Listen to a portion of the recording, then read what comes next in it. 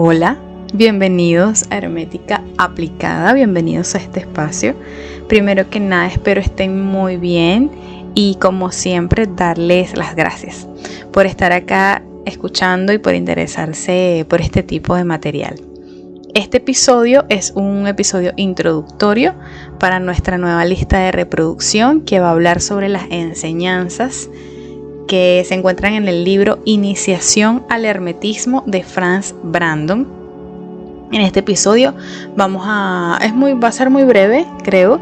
Vamos a hablar sobre un poco de la vida del maestro, quién fue Franz Brandon, cuál es como su historia o los datos más resaltantes de su historia. A mí esto me parece súper importante, el de buscar sobre la vida de los maestros, qué hicieron, cómo estuvo todo eso para tener un contexto y también saber de quiénes estamos aprendiendo, ¿no? Y estamos extrayendo conocimientos e información. Así que les voy a presentar muy por encima, como los datos que me llamaron más la atención y me parecieron oportunos traer para este episodio. Igual la invitación siempre es que ustedes investiguen sobre la vida de estos maestros o sobre todo lo que les llame la atención. Y sí, en internet no hay mucha información. Creo que conseguí información fue en portugués sobre este maestro, pero sí se consigue, ¿ok? Sí, busquen que se consigue.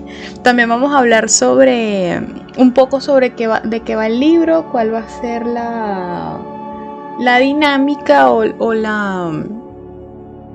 Sí, como el para qué vamos a aprender sobre esto, cuál va a ser la finalidad de que yo les esté trayendo toda esta información acá, en esta lista de reproducción. Entonces, bueno, vamos a empezar. Franz Brandon nace en 1909 en una provincia que después de la Segunda Guerra Mundial fue anexada a Checoslovaquia. Para ese entonces, este autor o este maestro es más conocido hoy en día por haber escrito 3 volúmenes científicos sobre hermetismo práctico. Uno es El Camino del Verdadero Adepto, que es el que vamos a estar estudiando en esta lista de reproducción. Este libro se conoce con varios nombres. Uno es El Camino de Convertirse en un verdadero adepto, El Camino del Adepto, Magia Práctica e Iniciación al Hermetismo. Aquí lo vamos a estar llamando como Iniciación al Hermetismo, ¿ok? También otro libro es La Práctica de la Evocación Mágica y el último libro es La Clave de la Verdadera Cábala. Estos no son los únicos 3 libros.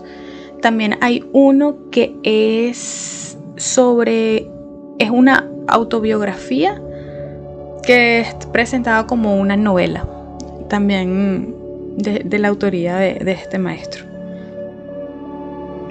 Según Oti Botabova, que fue una estudiante de Franz Brandon, que fue la responsable de la edición final no solo de la trilogía científica que acabamos de mencionar, sino también de su controvertida autobiografía, que es la que les estaba también comentando, escribió los prefacios de cada uno de los libros de la trilogía y una especie de epílogo en esta última. Según esta discípula o esta estudiante de Brandon, él fue llamado por el jefe supremo de la Hermandad Blanca, que se conocía con el nombre de Urgaya, para asistir a una reunión en un templo secreto en el plano astral. Es decir, este maestro llama al plano astral, a la conciencia de Brandon, para atribuirle esta tarea de escribir estos libros para dar este conocimiento a la humanidad.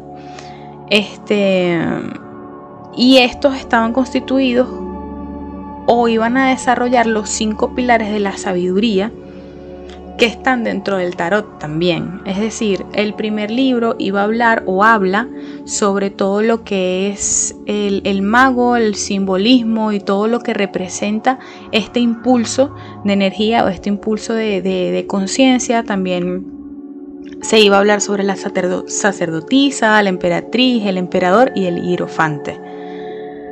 De este último dice Oti Botabova que este maestro, el que le encomendó esta tarea a Bardon, ordenó que se revelara solo una parte de este último arcano del hierofante.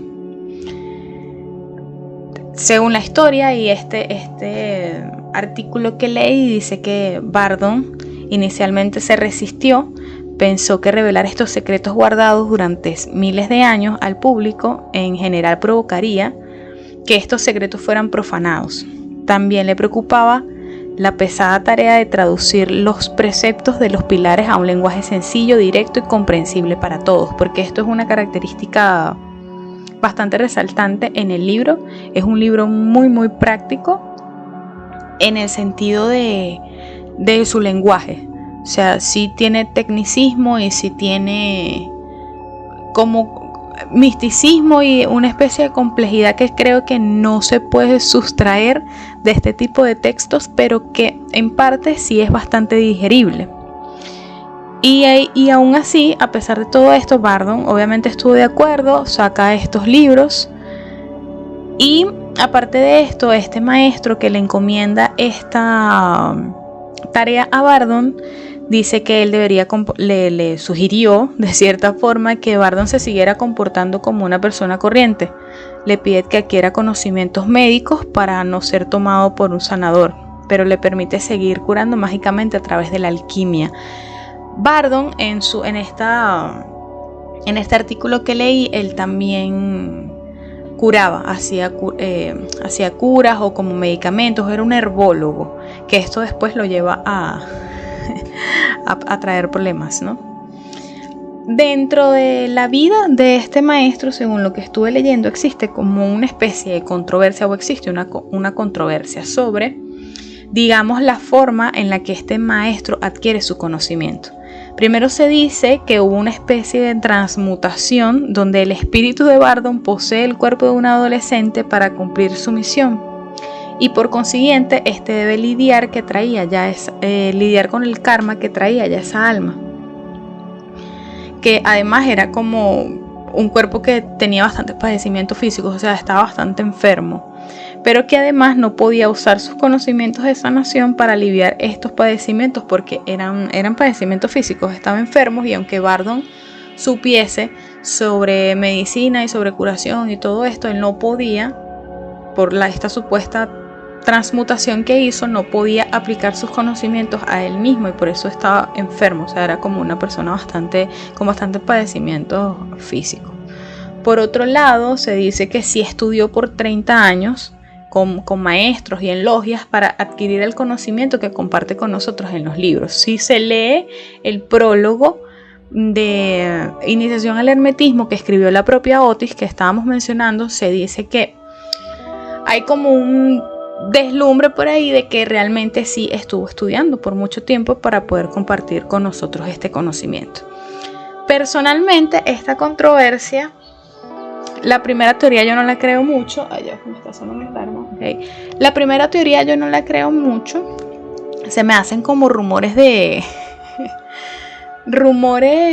quizás sembrados, o rumores que se crean como socialmente, ¿saben? Así como si fuera una especie de chisme o algo así, para poder explicar toda la mística detrás de el conocimiento que tenía este maestro, o dar una explicación como si fuera una nube de humo o algo así para poder encubrir algo, o que simplemente nace de la gente que lo conocía, porque como les dije, él era conocido en su entorno porque hacía curaciones y porque impartía medicinas y todo esto. Entonces yo lo veo más por ahí, y me inclino más hacia el lado que estuvo estudiando.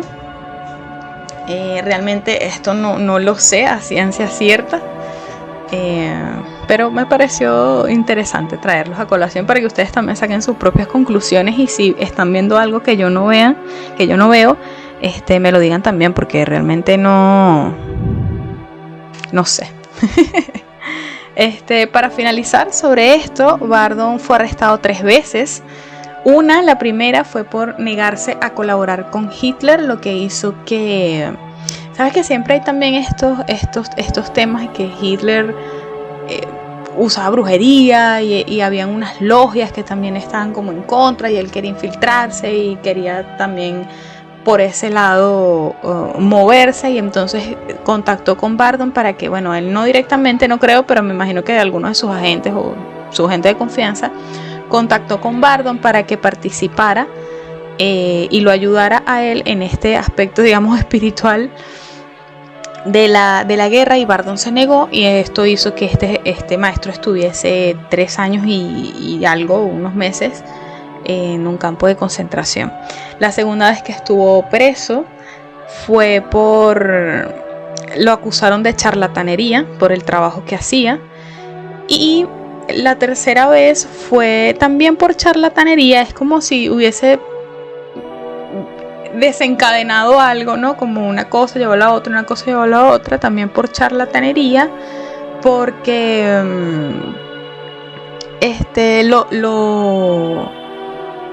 ¿cómo fue? Le dijeron que él envió una carta en donde estaba supuestamente hablando mal de Checoslovaquia en ese momento, y saben que estaba todo delicado, plena Segunda Guerra Mundial, posguerra. Entonces lo acusaron de traición, y además de eso le imputaron los cargos por no pagar impuestos del alcohol que él usaba para las medicinas que impartía a la gente. Entonces, estando allí, se enfermó del páncreas, lo que hizo que pues muriera posteriormente a esa detención. Básicamente de la cárcel lo sacaron al hospital y el maestro murió por una inflamación de páncreas, porque ya él padecía de muchas enfermedades, como ya lo mencionamos. Entonces, bueno, siempre les digo, investiguen ustedes, lean, ahí está todo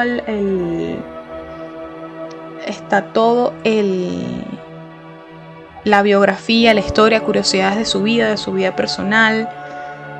Léanla, está muy entretenido y siempre está cool. Esto es una costumbre que tengo yo con todos los maestros que leo. Siempre investigo sobre quiénes fueron, qué hicieron, dentro de qué contexto estaba todo esto.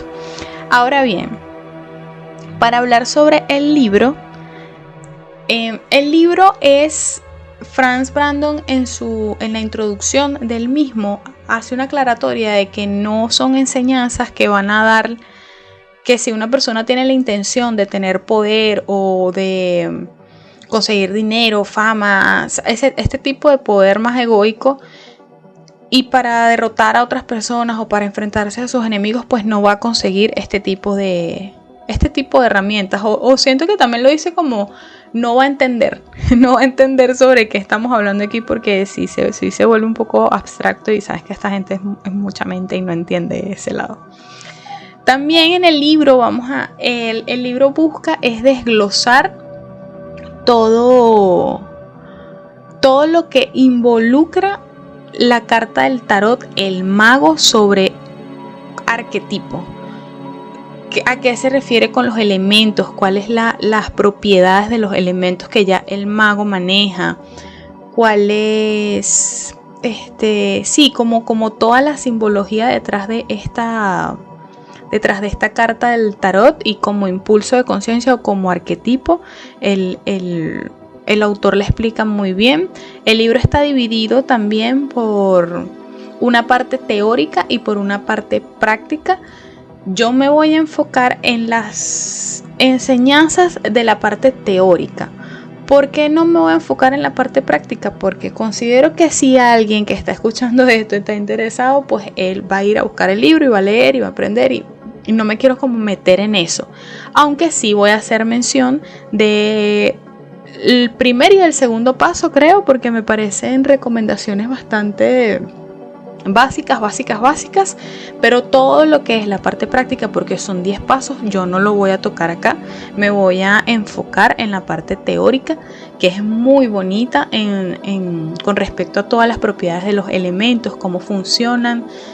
Yo voy a mostrar como las analogías, porque aunque se vea que está hablando de los elementos materiales, sabemos también que estos elementos tienen una manifestación de nuestra propia, como de nuestro propio psique, incluso dentro de nuestras emociones y comportamientos y todo esto.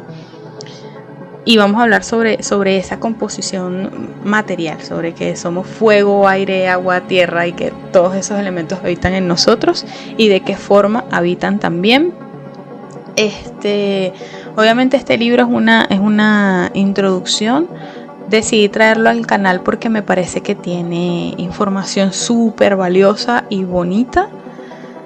Y es en lo que me voy a enfocar, ¿ok? Siempre por eso la invitación es que ustedes lean y extraigan la información que les gusta. Y siempre es eso, es lean para que ustedes también recuerden.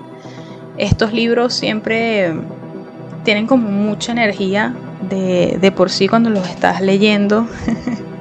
Puedes recordar cosas o pensar o te hacen filosofar mucho sobre todo lo que se está tratando allí. Y creo que es eso todo lo que quería hablar en este episodio introductorio. Estoy medio leyendo. Sí, vamos a hablar de los elementos de la Akasha. Vamos a hablar sobre los planos, los distintos planos que hay, sobre el karma. Me gusta mucho también que Brandon habla sobre la trilogía, o sea, él habla de el cuerpo, la mente y el espíritu, y se enfoca mucho en trabajar esto, por lo menos en la parte práctica que les comentaba. Él se enfoca en que se trabajen los tres en conjunto, que ninguno puede ir más allá que el otro. No es que vas a estar meditando todo el día pero no vas a hacer ejercicio, no es que vas a estar nada más enfocado haciendo ejercicio y no sé qué y vas a olvidar la parte mental.